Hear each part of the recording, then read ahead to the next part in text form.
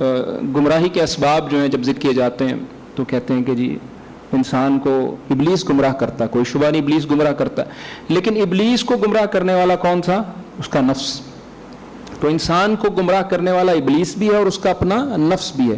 اور بہت سارے ایسے لوگ انسانوں میں سے جنوں میں سے الذی یوسوس فی صدور الناس من الجنۃ والناس، تو وساوس ڈالنے والے لوگ بہت سارے ہیں.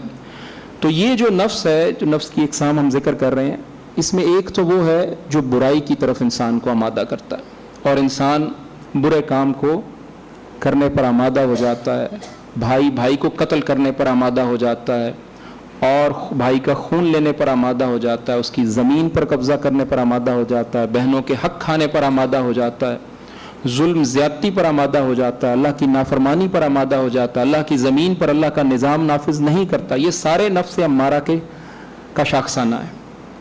دوسرا نفس لوامہ، کہ جو انسان کو، دوسری قسم یہ ہے کہ انسان کے نفس کی حالت یہ ہوتی ہے کہ وہ اس کو ملامت کرتا ہے. کہ جب آپ برائی کرتے ہیں، کوئی بھی شخص برائی کرتا ہے تو اس کے دل میں ایک احساس پیدا ہوتا ہے، جسے اردو زبان میں ہم ضمیر کا لفظ بھی کہہ دیتے ہیں سمجھانے کے لیے. ایگزیکٹلی ضمیر اس کا مطلب نہیں ہے لیکن سمجھانے کے لیے.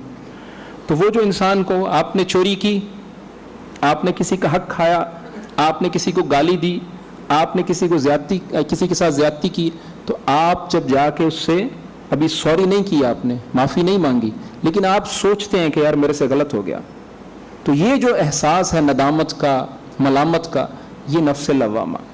اور تیسرا نفس مطمئنہ، کہ جب آپ نیکی اور خیر پر آمادہ ہو جاتے ہیں تو آپ کا نفس جو ہے مطمئنہ کی حالت میں چلا جاتا ہے.